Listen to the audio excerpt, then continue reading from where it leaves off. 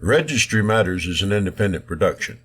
The opinions and ideas here are that of the host and do not reflect the opinions of any other organization. If you have problems with these thoughts, FYP. Recording live from FYP Studios East and West. Transmitting across the internet, this is episode 189 of Registry Matters. Good evening, Larry Fine, sir. How are you tonight? Doing fantastic. I'm glad to hear that. Should we banter? Do we have anything to banter about? Or do you want to talk about a 7-point whatever earthquake in Haiti that happened a couple hours ago? I'm not even aware of that. Oh, well, I just saw it. There was a 7-point something earthquake in Haiti, which they always seem to get hit with all the garbage, and they have a pretty corrupt government from what I understand. And they just, like, right on the other side of the island is the Dominican Republic, and they are a prosperous nation. So it's not like it's a resource thing. But anywho, that's a different podcast that we'll start producing called like the Registry Matters World Podcast or something like that. I'm thinking that last large earthquake was in 2010. Could be. And the U.S. was significant in aid, including, I think we took over their airport for a while so we could bring in relief. And they signed a temporary document allowing the United States to operate the airport. And I'm pretty sure we sent the hospital ships, like the Comfort, and I can't think of the other one's name. I'm pretty sure I heard that those went down there too. Yeah, I don't remember that. But they got creamed, and then there was they set up all kinds of refugee camps for people that had become homeless, and there was a lot of problems with water, dysentery, and things. It's just a mess. It's just terrible. And they're just down south of us, not terribly far. But anywho, I always forget to do this, Larry, but I'm going to remind myself, here it is, to make sure that while you're watching on YouTube that you click the like and the subscribe and then hit the bell notification and all that stuff. But also make sure that you go do it on all the other podcast apps that you might find. I think Spotify and the Apple Podcasts are the other places. Just helps spread the word and helps people that may have similar interests to find us, to get the word out and become aware of our program. Without further ado, though, Larry, please share with me what we are going to be covering this evening. We have a boatload of articles. We have some Is that a technical questions. Well, there's another word that starts with S, but I wasn't going to say that on a family program. Poop ton. So we have some questions and some emails that were submitted that we weren't aware of, and we have a case from the Supreme Court of New Jersey. Awesome. Fantastic.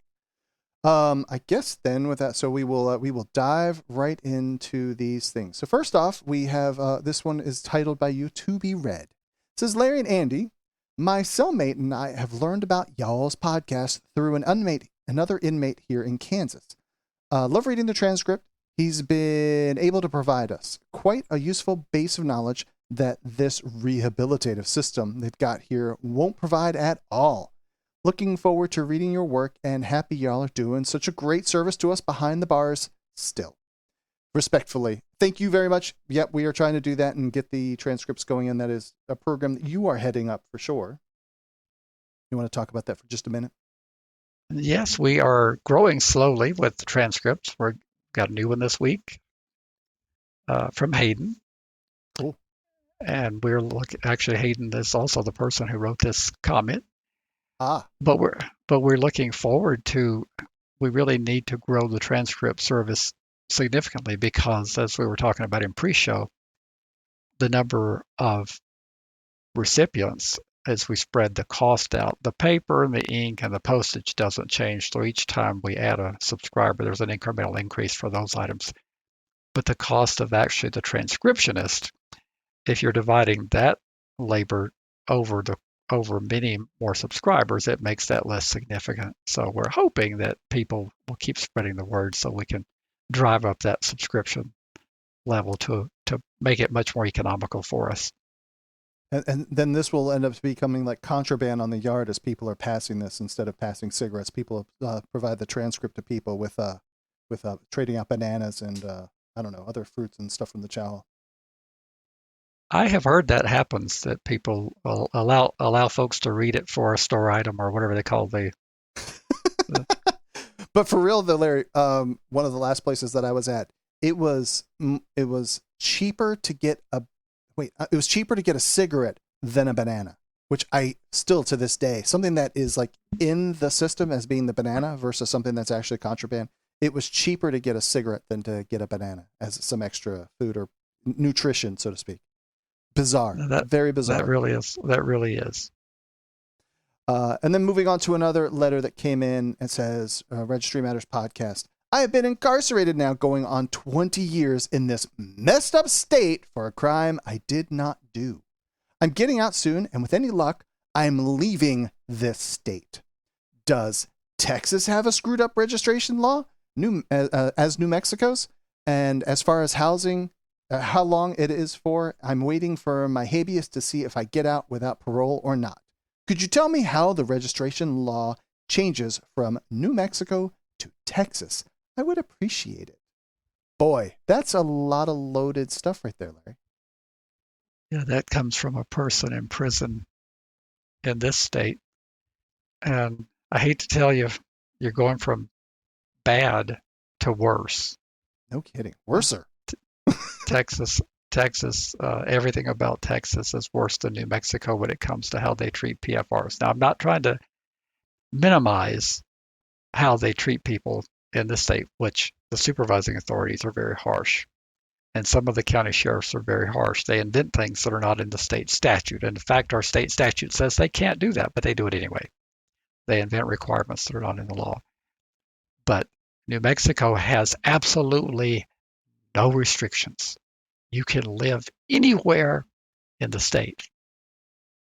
And Texas, no such luck. Texas has a checkerboard of restrictions that are locally imposed. Our law says you can't have any locally imposed restrictions, but Texas has them everywhere. And if it were me, I would consider Texas as a less than desirable place. Having said that, if that's where your family support is, that's where your job is, sometimes you may have to go, but I would not want to go live there as a PFR. Yeah, it sounds like I think maybe you certainly correct me.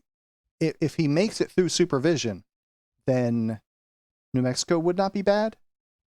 But I think Texas is bad always.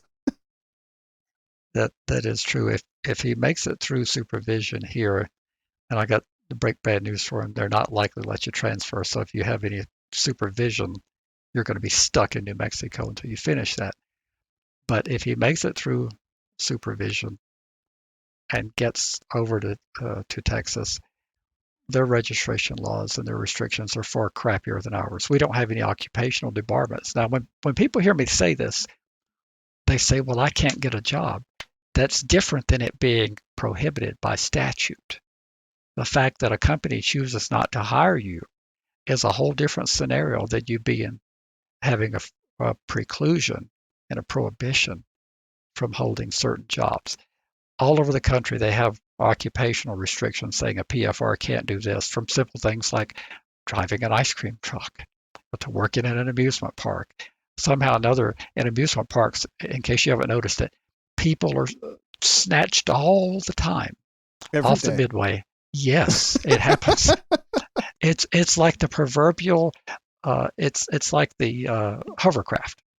Yes. If you go to an amusement park, I guarantee you every day that an amusement park is open, there's a minor abducted in plain sight of all the security, and they're snatched up and they're taken out. But anyway, back to the point, there are no restrictions here. The landlord may not rent to you, but you're not forbidden from living there. That's between you and the landlord if he or she wants to rent to you. You're not forbidden from holding jobs in New Mexico as you would be in Texas. So if it were me, I certainly would not be headed to Texas. Yeah, that was another one of my first exposures to when I started following NARSAL was a case there talking about home rule. Do you want to describe that just really quick about that case that was where the local people wanted to add restrictions that weren't existing? Is that semi-right in the characterization of it? Yes, are you talking about the Texas case? Yeah. Back like 6-ish years ago? Yes, there were small cities of less than 5,000 in Texas that are referred to as general law cities. And the general law cities were not permitted to have any restrictions, but the home rule cities, the larger cities, were allowed to have restrictions. And there was a challenge because a general law city, forget which one it was, had imposed restrictions. And since it was not permissible, of course, I shouldn't say of course, but they did win the challenge. And what was, of course, going to happen was they were going to change the law to permit permit general law cities to have the same power that home rule cities have. And the people in Texas looked at me like I had been smoking some kind of wacky weed when I told them this is what they're going to do. And they said, Larry, there you go again. You're always so negative. And I said, well, that's what they will likely do because it's not easy to look at the constituents in those smaller towns and say, now this is a good thing. We've got cities all over our state that are allowed to protect their community, but we're not going to allow you to protect your community. That's a tough political position, and that's why it was unsustainable.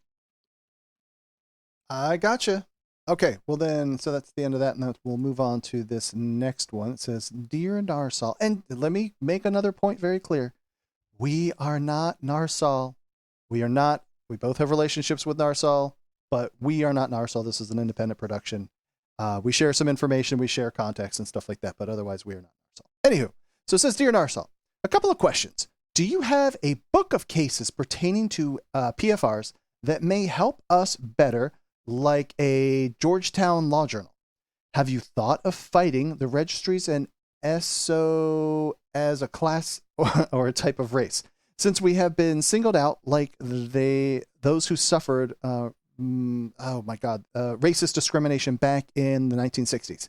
A class action lawsuit may be able to be filed using these type of principles with the goals to eliminate registries. To eliminate the registries, singling out SOs from either convicted and reducing sentences. If you have any comments, questions, or suggestions, please let me know. Interesting. So, Larry, can we file? Do you think that we could get the PFRs in on a class action suit of something related to discrimination of something like race? Well, unfortunately, that's not a protected class. Oh, so, what's a protected class? Let's talk about it just briefly. Well, it would be by statute. There would be some civil rights protection, and you look at the law, like for housing discrimination. You can't discriminate on age, race, familial status, national origin. I forget all of them. I used to be in that business, but there's these things you cannot discriminate. But you can discriminate for other reasons. Okay. And that's what people don't understand. There's no statute that says you cannot discriminate in any conceivable situation. There are specific protections saying you can't do these things. And generally that's built around things that you cannot help. We have acknowledged that you cannot help where you were born. So if you're from Ethiopia, that wasn't a choice you made. Your skin color, it's not a choice that you made. Being a PFR is a choice that you made. Right? Okay. Yeah. Oh, yeah, totally. Except for that other guy, he got convicted for a crime he did not do, blah, blah, blah. Well, assuming that your conviction has merit to support it, whether or not what you got convicted of should be as against the law, or if the penalty should be as severe as they are, that's a separate discussion from whether or not you chose it. But if you're convicted legitimately by your admission or by a finding of fact by a judge or a jury, you did choose to be in this position. So therefore, it's much more difficult to convince lawmakers to give you protection for something that you could have helped. And particularly, the way the average citizen would look at that would be that you would be doing that to the detriment of society, as the rest of society, if you protect the PFRs. That's what the average citizen would say. But have we thought about filing a class action lawsuit? Of course we've thought about it. that phrase and that term has been around for a very, very long time. The problem is that class actions are very difficult to manage and to get certified. We've had guests, I don't know if we've had one on this podcast or not, but we've had guests I know on the conference calls I used to host where I've hammered on what it takes to certify a class and the criteria for certifying a class action. If it were just as easy as going down to your local stamp making store and get something that says class action and stamping across the top page of the complaint, if that made something a class action, that would be fine, except it doesn't. Stamping it with big red letters saying class action doesn't make it a class action. What makes it a class action is a number of tests of there being a commonality of the claims, judicial economy. The law firm is able to manage and have communication with the class members in some fashion. And there are hurdles to jump through. And guess what? The states do not want these cases certified, so they oppose all efforts to certify class action. The analogy would be when you're fighting a company for discrimination. The companies do not like you to be able to band together and allege pattern and practice. They want you to have to prove out your individual allegations of discrimination. You see what I'm saying? Gotcha. I do. And the courts have been very hostile to those who try to piggyback on pattern and practice of the employer and the admissibility of those evidence of those claims. And the conservative Supreme Court that we've been under for some time now, they have been very hostile towards employees that want to say that this is a pattern and practice of this company. So it sounds like this particular letter writer would be for a class action on this type of thing, but I would be curious to ask him, and we'll send him the transcript so he can respond if he chooses. Would you be just as sympathetic to those who are bringing a cause of action against a giant corporation? Would you want them to be able to do a class action, or would you want them to have to prove out their allegations individually? I see. I remember the biggest example I can remember. This is probably 30 years ago, where Firestone had made some defective tires, and I'm pretty sure they were like on light trucks, maybe I think they were SUVs from Ford, and they would like blow out and then going down the interstate at 70 miles an hour, and the thing just starts flipping.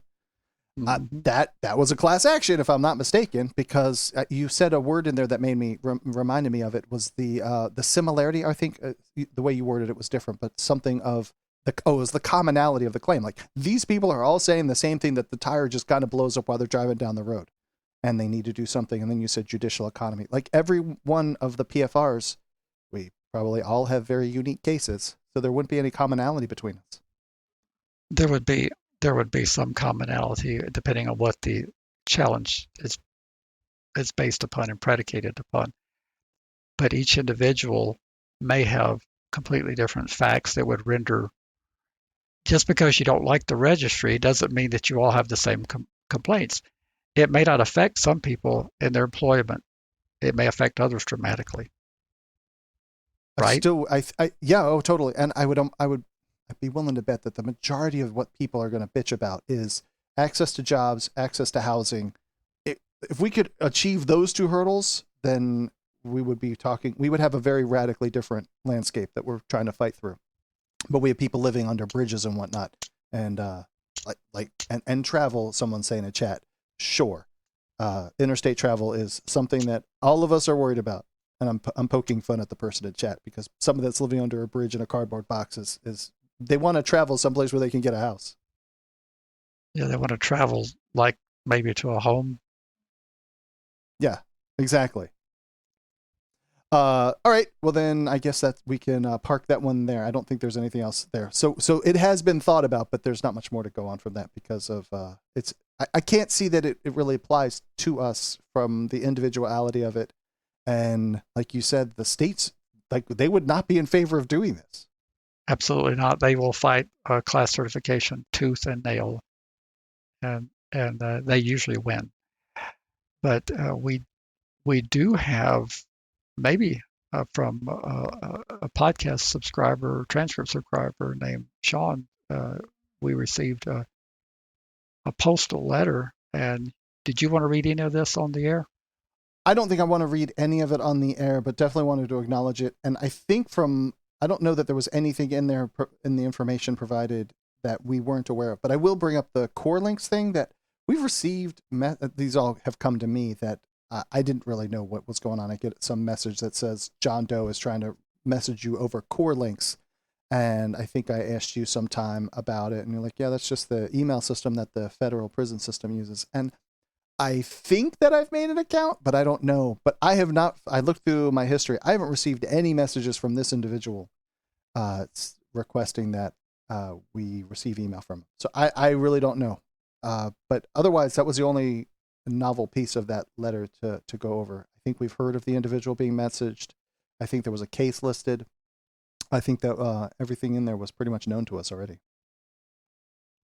I remember I created a Core Links account many years ago for legal, and the volume was so horrendous. And the way I remember it working, and I could be wrong because it's been a number of years ago, but each person would send an email after the account was created, and they would request that you be added, that they be added as a contact, and that you would accept that person, and then they could send you messages.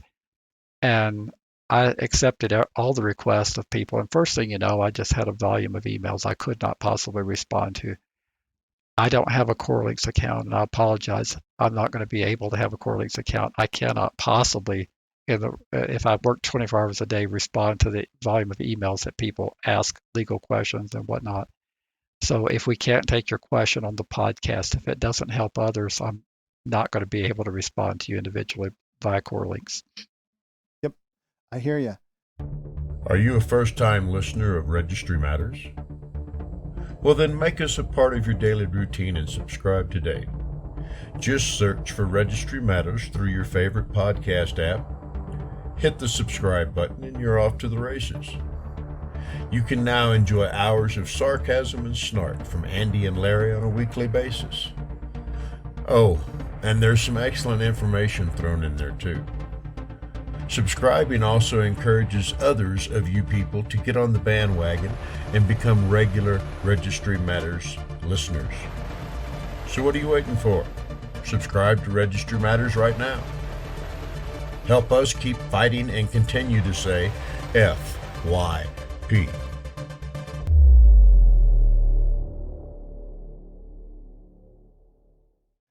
Then moving on from there, we are at the point with this case from New Jersey. Anything before you want to dive into this?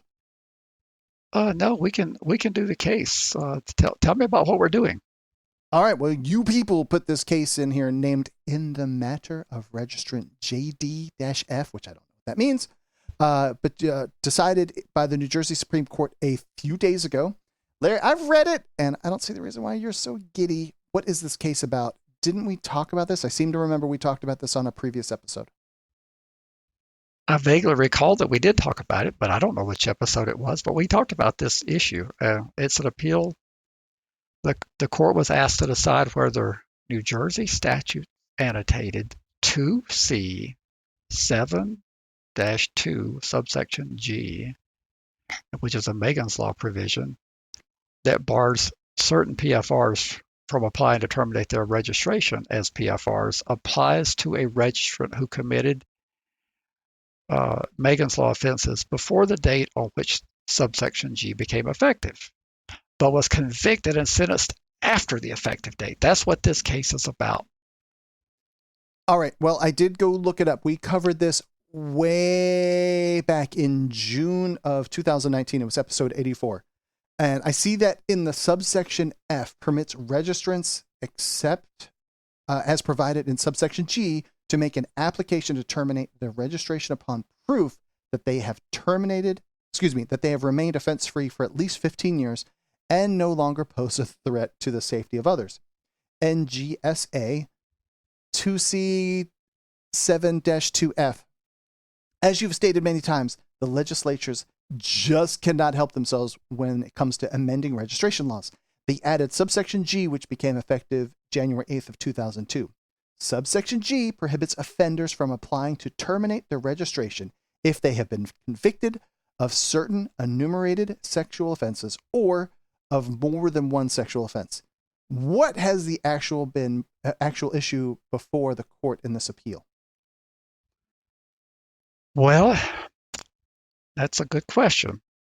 The issue was determining the issue was determining whether subsection G was impermissibly applied to the registrant in this case, who committed a series of sexual offenses between May and August of 2001. Remember that magic date of 2002? I see it. But was not convicted for those offenses until December of 2002. The trial court and the appellate division, which is the mid-level court, held that subsection G applied to the registrant, to the challenging party, because he was convicted after the subsection's effective date. That's what happened here.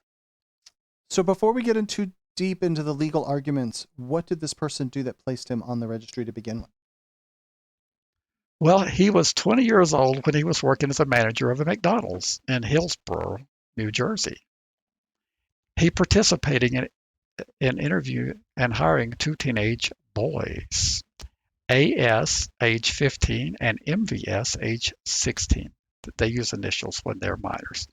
Sure. It's at some point between May 1st and August 1st, 2001, registrant approached AS in the men's bathroom and told AS he would help him fix his disheveled clothing. Registrant then touched the boy between his legs, placing his hand on AS's genitals over his clothing. And during the same period, registrant on 4 or 5 occasions kissed MVS or otherwise touched him inappropriately in a sexual manner. That's what the underlying conduct was. But he was 20 at the time. Okay, so I'm guessing that there was criminal charges based on the boy's allegations? There were indeed. I don't know if the boys compared notes, and that type of thing tends to circulate in a situation when that's happening. So I suspect they probably did, but it was not in this case. On February 11, 2002, registrant was indicted and charged with third-degree aggravated criminal sexual contact and third-degree endangering the welfare of a child for his conduct towards AS.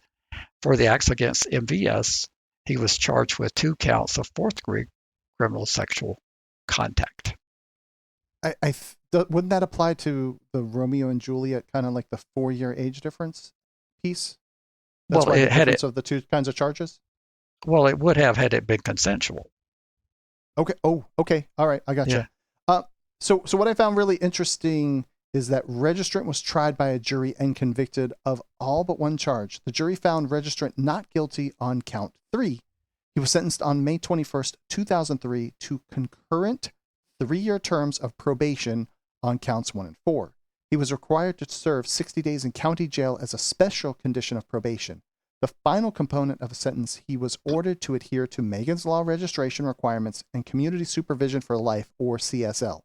This sounds like a pretty lenient sentence for having been convicted by a jury, and I guess it illustrates your point that you've made that not everyone goes to prison, particularly in regions outside of the southern United States. I have known people to receive much harsher penalties for doing far less.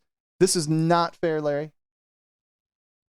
Well, if you say so, but it's fair because the people of New Jersey chose to impose the less harsh sentencing schemes than what are typically decided by the people in the South. I mean, what do you want to do? Do you want to have the states abolished where that they can't have their own sentencing schemes?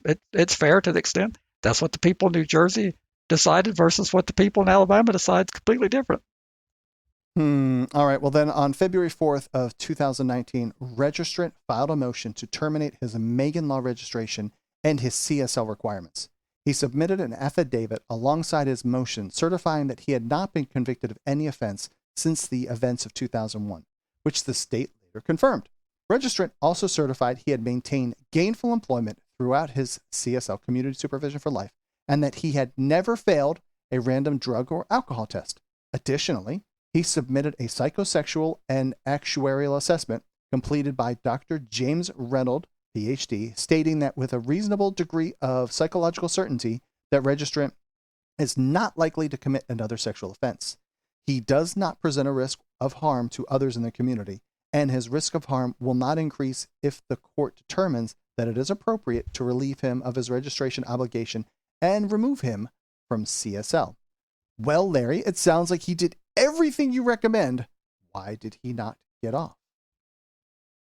Well, that's a good question, because the state accepted Dr. Reynolds' conclusion that he no longer presented a risk of harm to others in his community, and therefore they did not oppose him being released from the CSL requirement.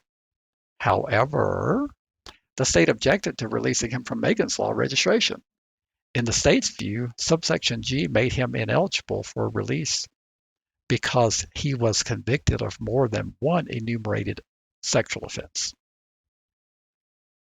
I thought that provision making him eligible for removal was not enacted until after the commission of his offenses. That provision that made him ineligible was not.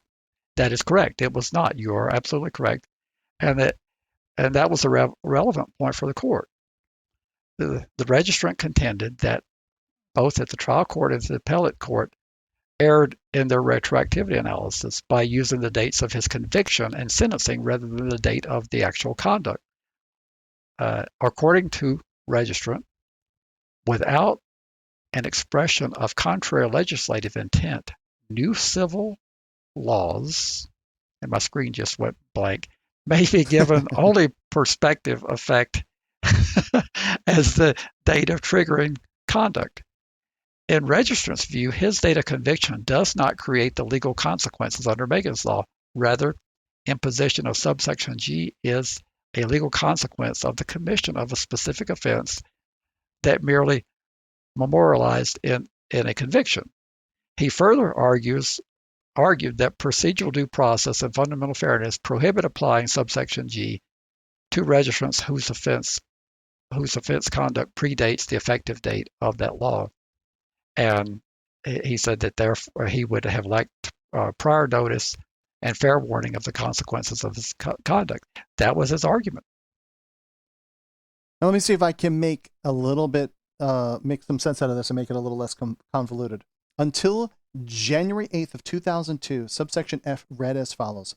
A person required to register under this act may make application to the Supreme Court of this state to terminate the obligation upon proof that the person has not committed an offense within 15 years following conviction or release from a correctional facility for any term of imprisonment imposed, whichever is later, and is not likely to pose a threat to the safety of others. But effective January 8th, 2002, the legislature added subsection G and amended subsection F to begin with the phrase, except as provided in subsection G of this section, a person required to register under this section who has been convicted of, adjudicated delinquent, or acquitted for reason of insanity for more than one sex offense, as defined in subsection B of this section, or who has been convicted of, adjudicated delinquent, or acquitted by reason of insanity for aggravated sexual assault or sexual assault, is not eligible under subsection F of this section to make application to the Superior Court of the state to terminate the registration obligation. This person believed that since his offenses were committed before the law was changed, that it was unconstitutional to apply subsection F to him. I don't even think that's a simplified version, but is that the simplified version? That is the simplified version. That's ridiculous. At the time he committed those offenses multiple times, he would have been eligible to be removed had 15 years passed. But in 2002, they changed the law. And since he wasn't sentenced until after the law changed, they said, well, this applies to you. You're being sentenced after this date. And a true ex post facto analysis is based on when the conduct occurred. So the court actually agreed. They stated, quote, the fact that the plain text of subsection G bars persons convicted of more than one sex offense from terminating their registration obligation does not, in our view, mean that the pertinent date for determining whether subsection G would apply to a particular registrant is the date of conviction. The statute's reference to those convicted persons merely serves to define the class of people who may be subject to subsection G's provisions. Again, quoting, we hold that the relevant date for purposes of determining whether subsection G is effective to a particular registrant is the date on which the registrant committed the sex offense that would otherwise bar termination of registration. That's what the court decided. Now I think I see why you are so happy about this. This could be the beginning of a trend in courts going forward. The New Jersey Supreme Court has essentially held that registration obligations cannot be increased after the person committed the act because to do so would deprive the person of fair notice of the consequences of their action. That almost sounds like ex post facto. Yes, and this was a unanimous decision. They get it. They got it. Maybe the day is ending when you can change a regulatory scheme. We're seeing decision after decision. Remember, that's what happened up in Michigan. They just couldn't stop themselves, heaping on more and more requirements. Law enforcement, we know you listen to us. Lawmakers, we know you listen to us. Stop while you're ahead. You've got all these decisions saying that the registry is civil and regulatory.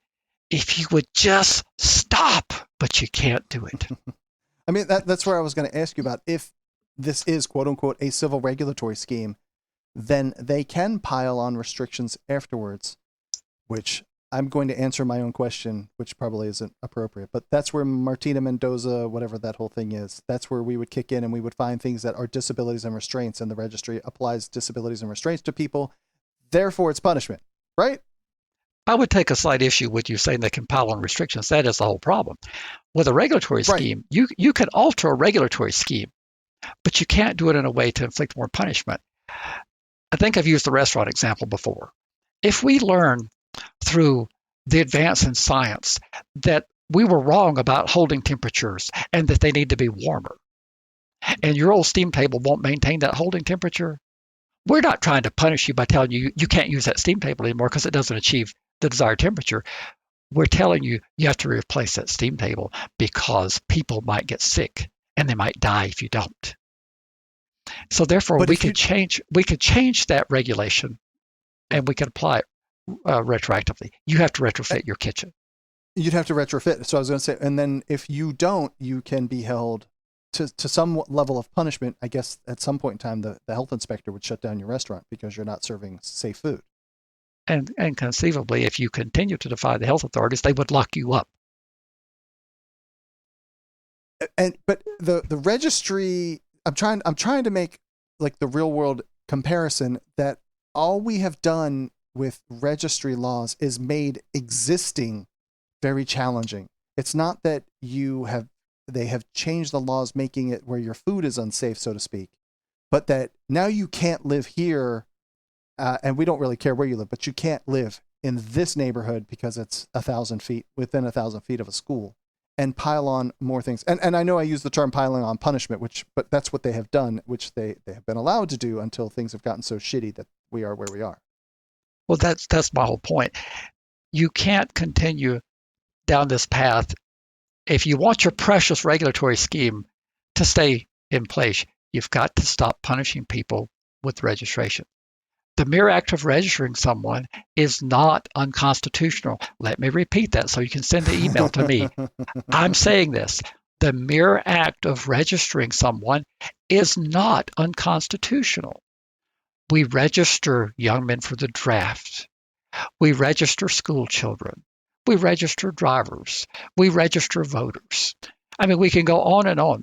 Merely being registered does not punish you. But they won't stop at that. They can't stop. Merely collecting the information on the day of your conviction and saying, congratulations, you are now on the registry. We've taken your mugshot today. We've listed this offense, this conviction date, and it will live in perpetuity. That's not unconstitutional. if you would be allowed to go live where you want to, work where you want to, carry on your life as a normal person. The fact of the matter is that's a historical marker in your life happened.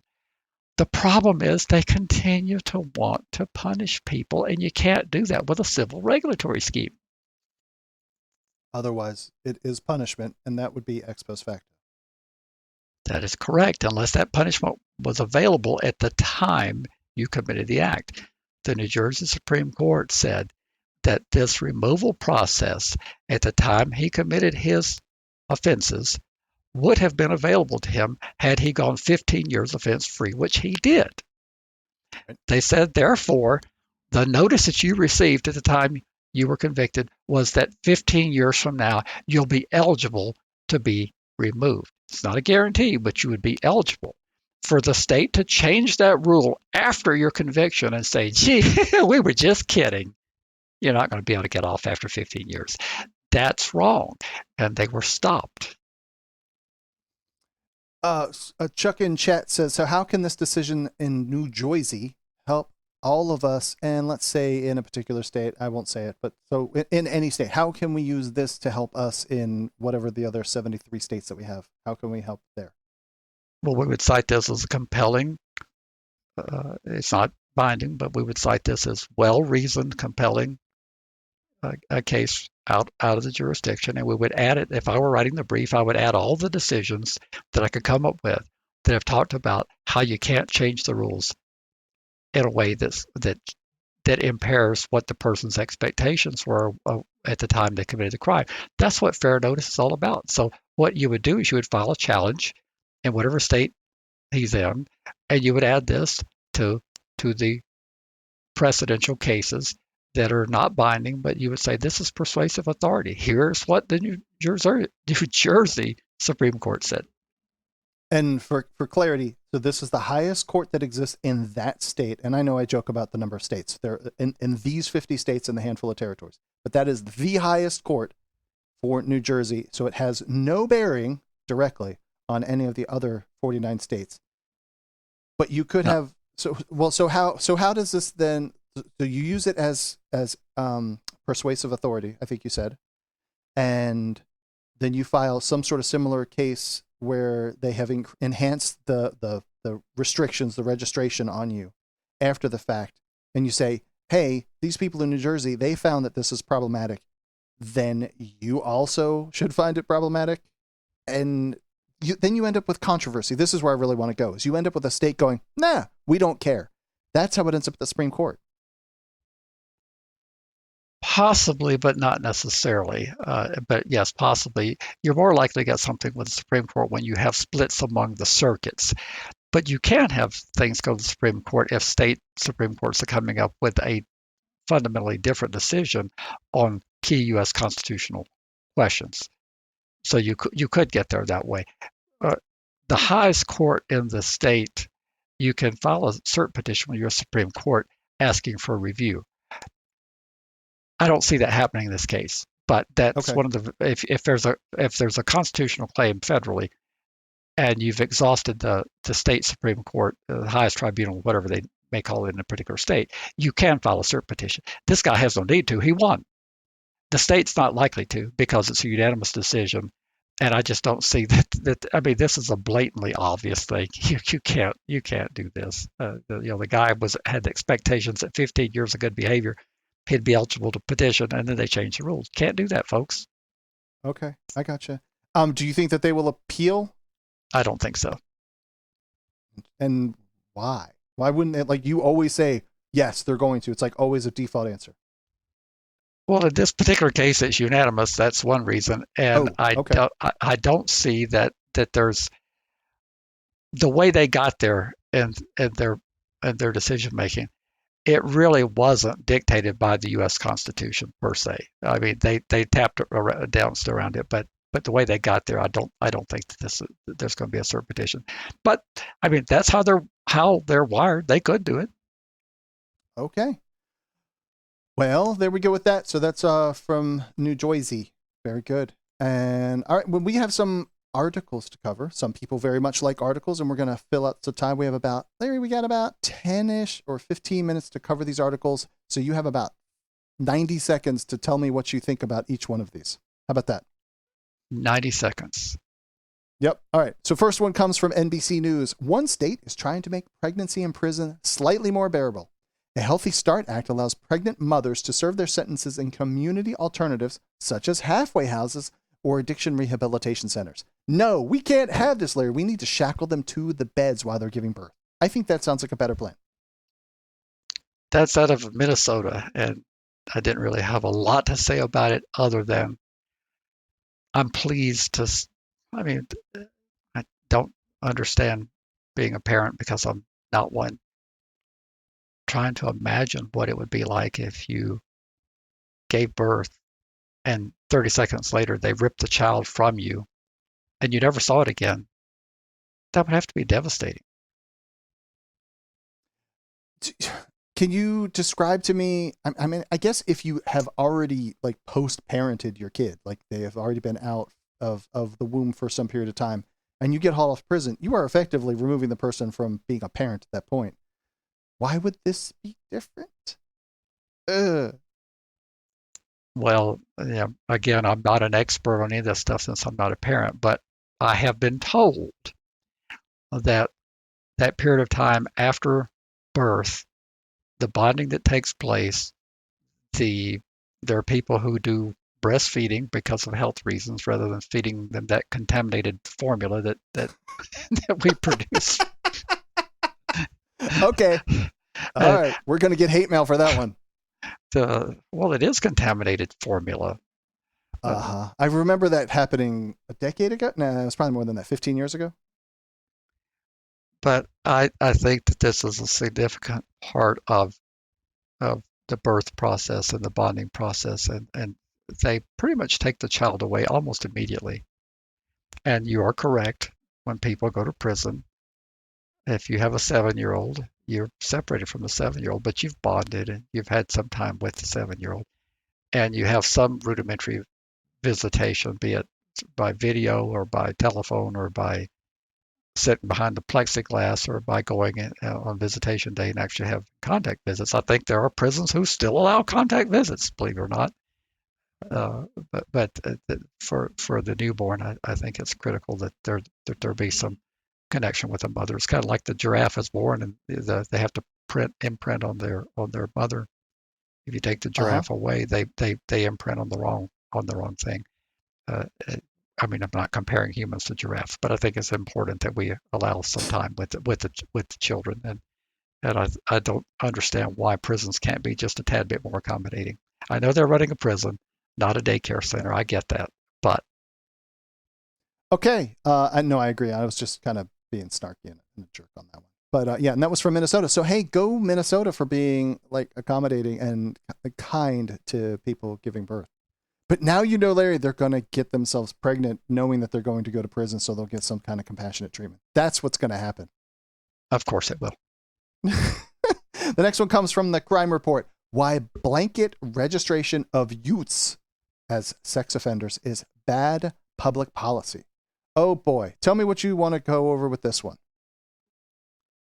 I'm just so outraged that any state does this. I can't be more blunt.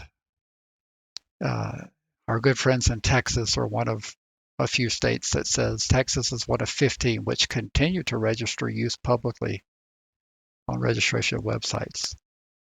Even if you're determined to be AWA, Adam Walsh Act compliant, you do not have to put these minors on the websites. It's not required. Why are you doing it? I don't understand it. All right. I need to back up one. I thought I had this one already slated to go. But the next one comes from Courthouse News. And the title of it is Lawsuit Over Fatal Police Shootings of Mentally Ill Man in Bay Area Suburb Headed for Trial. And tell me what you think about this one. Well, I'm always glad when cases are not dismissed on procedural grounds. And the reason why I put this in here is federal judge denied the sheriff's department's motion to drop the case. And I'm just excited that anytime a person gets their day in court, it's a great day. And this judge decided that there's going to be a trial. And you wanted to cover possibly something here about summary judgment? Just vaguely, the summary judgment gets under my skin because it does so much harm. Lawyers use it inappropriately, and it's a valuable tool, but summary judgment is not appropriate in a lot of cases where it's requested. So therefore, I had highlighted some sections in the decision, which I can't find at the moment, so I'm stumbling around trying to find it. I got it. Did you want to read it? Read any of that? Yeah, I'll read the whole yellow thing. It says summary judgment is proper if the movant shows that there is no genuine dispute as to any material facts, and the movement is entitled to judgment as a matter of law. The purpose of summary judgment is to isolate and dispose of factually unsupported claims or defenses. The moving party always bears initial responsibility of informing the district court of the basis for its motion and identifying those portions of the pleadings, depositions, answers to interrogatories, and admissions on file, together with the affidavits, if any, which it believes demonstrate the absence of a genuine issue, material fact. If it means this burden, the moving party is then entitled to judgment as a matter of law when the non-moving party fails to make a sufficient showing on an essential element of the case with respect to which it bears the burden of proof at trial. To preclude the entry of summary judgment, the non-moving party must bring forth material facts, i.e., facts that might affect the outcome of the suit under the governing law. Could you give me an example of this in something of like normal English of what this means? Well, it means when you're posturing a case, when you do your preliminary stuff, at some point the judge is going to want to know, is it going to trial, or is it going to be resolved by settlement, or is a trial necessary? Well, lawyers are humans, amazingly. They don't want to do any more work than necessary. And a summary judgment means that there's not a trial. It means there's a request for a decision on the pleadings as a matter of law, that I'm entitled to this. The infamous Smith versus Doe case from the United States Supreme Court in 2003 was decided on summary judgment. But on summary judgment, folks, the party moving for summary judgment, which was the PFR in that case, when you make that motion, every defense that would have been asserted had the case gone to trial is presumed true. All inferences, everything is resolved in favor of the non-moving party, because the non-moving party did not get to have their day in court to show if their defenses were solid or not. So therefore, you're handing the defenses to the court as facts. And people are all over the Supreme Court 20 years after the fact. I still hear this. Well, they found that recidivism was high. No, they didn't. That was a fact that was handed to them from the litigants. The litigants said, Judge, there's no reason for a trial here. And therefore, the fact was recidivism was high. That's one of the things Alaska would have argued. Well, when you do summary judgment, you don't have a factual record. And that thing of the frightening and high recidivism rate came from that magazine article, blah, blah, blah, that everyone has heard about, I assume, from the Psychology Today, I believe. And that said that the recidivism rate, but that was under super duper isolated conditions of, like, my understanding was those were like damaged human beings where you would psychologically determine them to be the most horrible people on the planet. And I'm getting corrected in chat. I can see it coming. But not just all these average run-of-the-mill kind of people that make a really crappy decision. But that was not a thing that could then be brought in court later because we just said, oh, yeah, we're just going to carry this through. It just got passed through. So then the Supreme Court goes, well, yeah, of course, the recidivism rate is frightening and high, and it gets cited 1,000 times.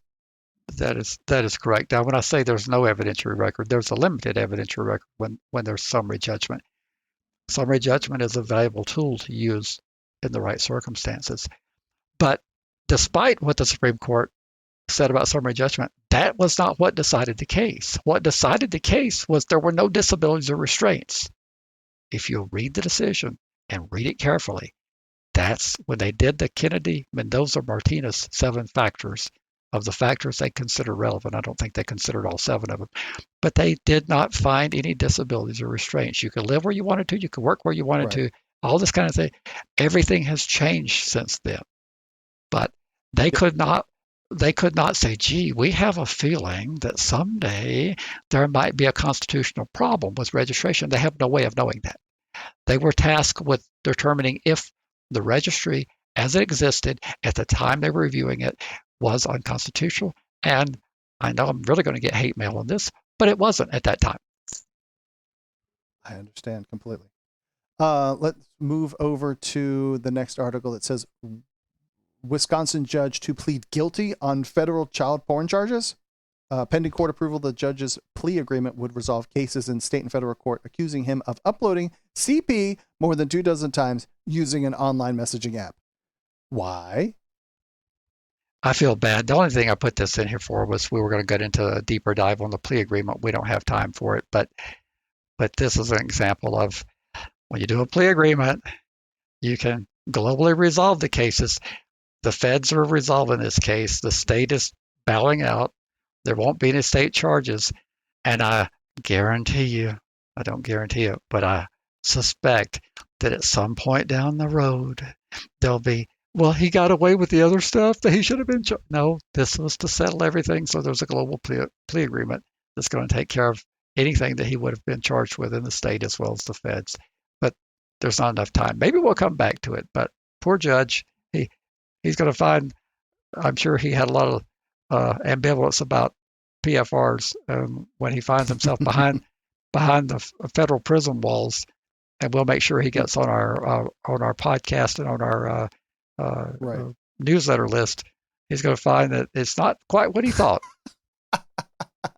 We should make a note to find him so we could send him transcripts when he gets to where he's going to be. I plan to do that. That's funny. That's genius. Let me circle back really quick. I have been corrected in chat that says, nope, the authors of Psychology Today article made it up, the recidivism rate. I thought that they had evidence to support it, but I'm being told that they completely made that whole thing up. Which further, to circle back to this summary judgment thing, if that was totally made up, then that has stood the test of time for 20-something years as being the recidivism rate is frightening and high over something completely bogus and made up, Larry. Yeah, well, but see, I don't even think about recidivism because that's not what decided the case. So I'm in denial as far as the listeners are concerned. Larry doesn't think much about recidivism because you don't win cases on recidivism. You win cases on showing disabilities and restraints. Yes, I know. I totally got you on that one. But that one always gets cited. Well, the Supreme Court said, but that said because it was completely poppycock at the time. That's the only reason I'm bringing that up. Okay, then federal judge restricts sheriff's office attempts to dismiss lawsuit challenging predictive policing program. That is a lot of P's to say that. That is a very hard sentence to say, Larry. It is indeed. So, well, and the ruling means that the families who filed the lawsuit will have their day in court. So what is this all about? Which article are we on? I've had a senior moment here.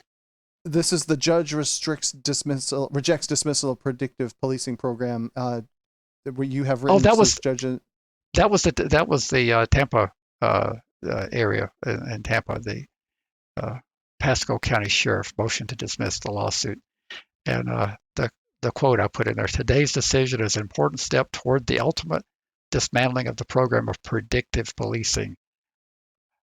Ari Bargel, an attorney for the Institute of Justice, which represents the families. Again, you're going to get your day in court. Fantastic thing. Okay. Then from the Associated Press, Arkansas sheriff convicted of oppressing 2 jail inmates. Come on, Larry. We know that the people that go into the jails are perfectly honorable and good people, and they just want to see the inmates there rehabilitated. They're not going to go in there and mess with them. So, well, the verdict came after a trial. Evidence showed Franklin County Sheriff Anthony Bowen used unreasonable force to punish pretrial detainees on 2 separate occasions. Trial I know why evidence you put this in here. showed that on November 21st, 2018, Bowen pushed the detainee into the floor and grabbed his hair. What does that say? Hair? It says hair beard, but it sounds like it would have been hair and beard during an interrogation. So it also showed him December 3rd, he punched a detainee multiple times while he was shackled to a bench inside the Franklin County Jail, not resisting. I know why you put this in here. Is because pre-trial he is assumed to be innocent and should be afforded some kind of kinder treatment, I guess you could say. Well, I wasn't so much thinking on that lines. I'm thinking about accountability. We're finally seeing accountability. Oh, okay. Folks, that's all we want. We want police. We know 99.8725% of them are wonderful, as pure as the wind-driven snow. We get that. But there's that small fraction that are not pure as the wind-driven snow, and we want you to stop covering up for them. We want you to quit justifying and claiming their behavior is normal when it isn't.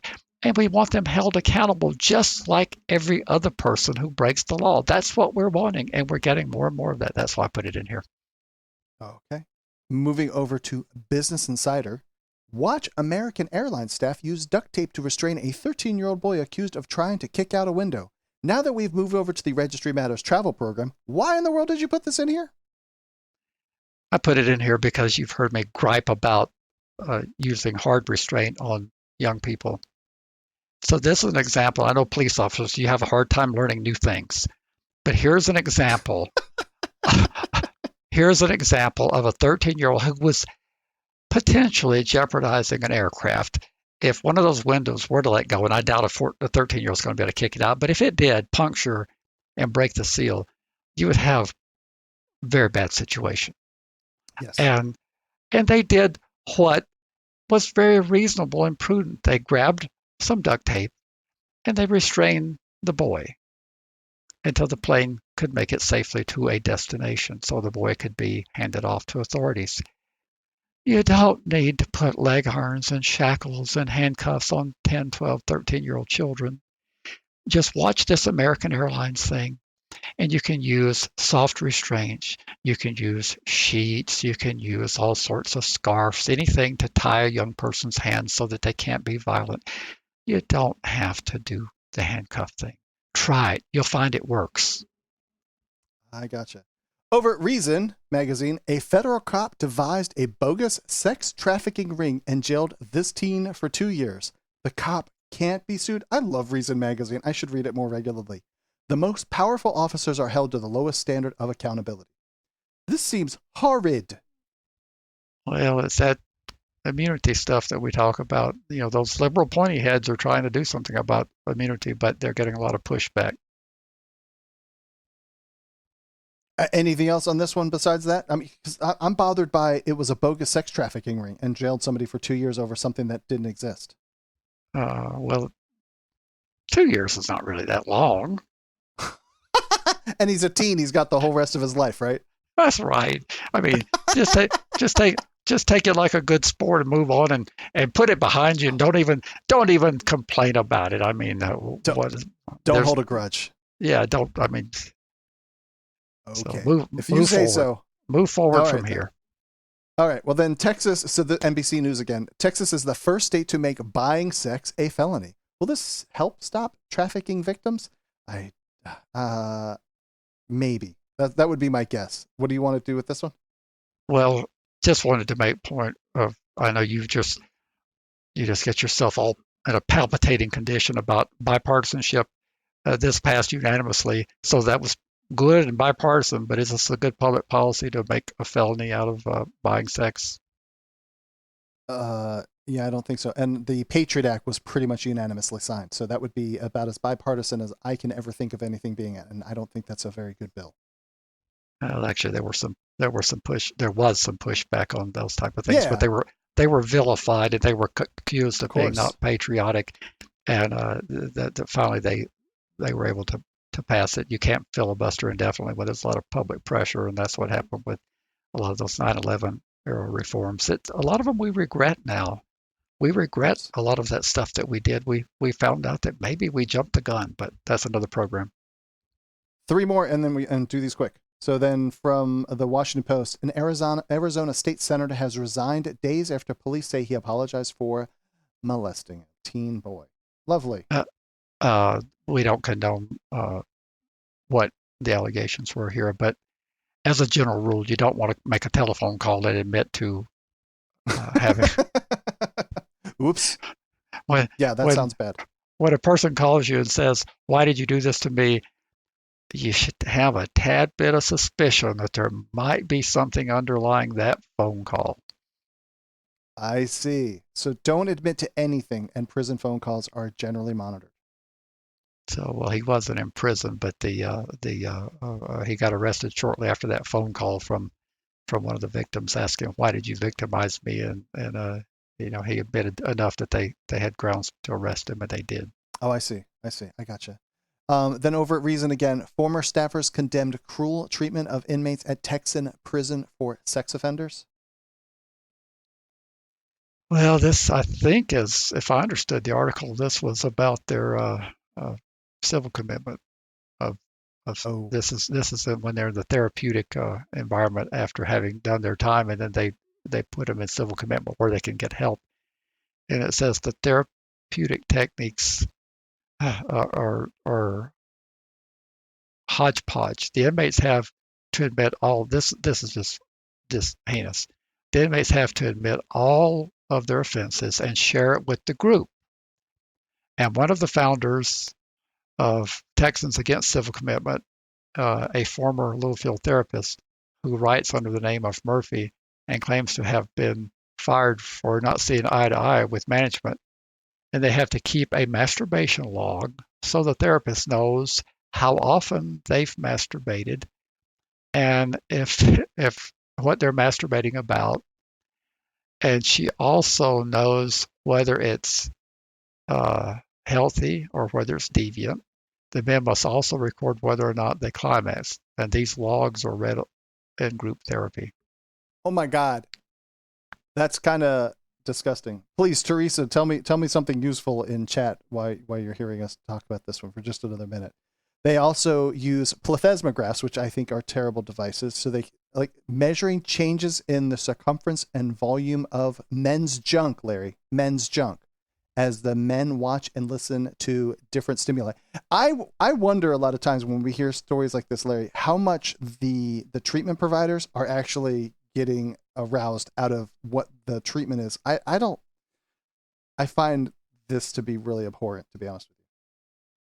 I do as well. So great state of Texas. If I were you, I would stay away from that place. But anyway, that's going to get more hate mail. Yeah, with that listener that wants to move there from New Mexico. Yeah, it's going to be much better. Sounds like it'd be a great place to go, Larry. Mm-hmm. And then finally, Minnesota Supreme Court to hear case on restoring voting rights for convicted felons after incarceration. Why did you put this here? I want to do this next week. It requires more time. Give it. My bad. I didn't mean to even bring that one up. All right. Well then, so we, I was doing the Who's That Speaker, and I think I will play who this one was last week, and I will read the winner. So here's what we did last week. As far as Saddam Hussein being a great military strategist, he is neither a strategist, nor is he schooled in the operational art, nor is he a tactician, nor is he a general, nor is he as a soldier. Other than that, he's a great military man. I want you to know that. We've received several answers, and the first one that came in was from the winner. Nobody guessed wrong. I'm looking for people to send me some silly answers along the way. It says, hello, Andy and Larry, and a good Monday evening to you both. Ron here once again, one of your patrons. Thank you so very much for your support. I am the guy who was able to successfully identify Donald Rumsfeld a few weeks ago on your Who's That Speaker segment. Well, once again, I unfortunately was not able to listen to this week's show on the live stream this past Saturday night. However, because I was fortunate to have received the patron-only link to the shows on Sunday morning, I was able to listen to it while doing my daily power walk Sunday afternoon. Yes, you heard that right. I often listen to your show while out doing my exercise. Don't you just love modern technology that allows us to be able to do just that? You should also know I found this week's show to be particularly helpful with a ton of useful information provided by the both of you. Thank you for that and keep up the fantastic work. It's quite apparent that the two of you are very dedicated to the podcast and to the audience that listens to and benefits from it. Once again, thank you. Okay, on to this week's Who's That Speaker? I didn't want to go into that part. So having said all of that, he was telling me about his time that he served in the military. So having said all that, I may just have a slight advantage with my response, an advantage that other listeners may not have had. To this day, I pride myself with my effort to stay informed of world events, geopolitics, etc. Essentially, I became a bit of a news junkie, you may say, while actively participating in these military campaigns. I had fake news, CNN, I'm kidding, not fake news, on the TV almost every waking minute of the day. Perhaps not so much today, but definitely during the time that I served when I had real skin in the game. Okay, so this week's speaker was U.S. Army General Norman Schwarzkopf, a.k.a. Stormin' Norman, and the audio clip where we hear him speaking is from his famed news conference, a.k.a. the mother of all news conferences, on 28 February 1991. I clearly remember listening to that news conference while preparing for yet another mission that we were scheduled to fly to the Middle East, Saudi Arabia. I was stationed at Charles blah, blah, blah. And thanks for allowing me this opportunity to reminisce and share some. All the best. Awesome. So yeah, thank you for that. I wanted to share because he provided all that extra stuff in there and the accolades of the podcast, which I can't thank Larry enough for putting all that together. Anything before I play this week's? Do you want to set this one up, Larry? Yes, we're going back a long time. To your ute. Well, we're not going back that far, but we are going back about years. Oh man, you gotta. I'll clip that out. You can't say that. That'll give it away. All right. So this is this week's Who's That Speaker? Send your messages to registrymatterscast@gmail.com if you think you know who this is. So first of all, let me assert my firm belief that the only thing we have to fear is fear itself. I didn't want to give any clues like that because I think this one will be fairly easy for people to get. Well, it's a crappy audio, but that's the way the technology was back in those days. Back in your youthful times. But all right. So like I said, if you know who this may be, please send me a message at registrymatterscast@gmail.com. And the first one that makes it in, which means that patrons have a little bit of an advantage, about a 36 or so hour advantage of getting the message in.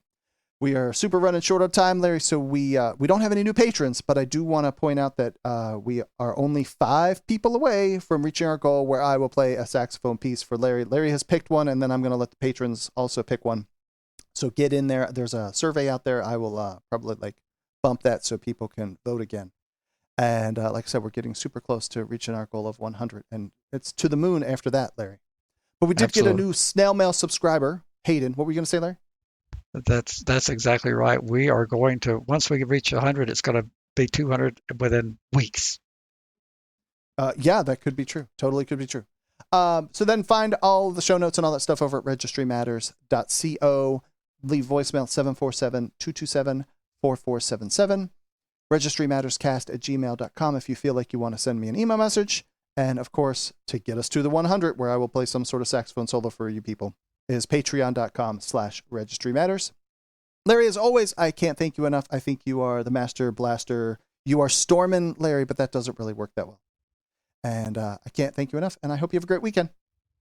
Thank you for having me. Always, my friend. Take care. Good night. You've been listening to FYP.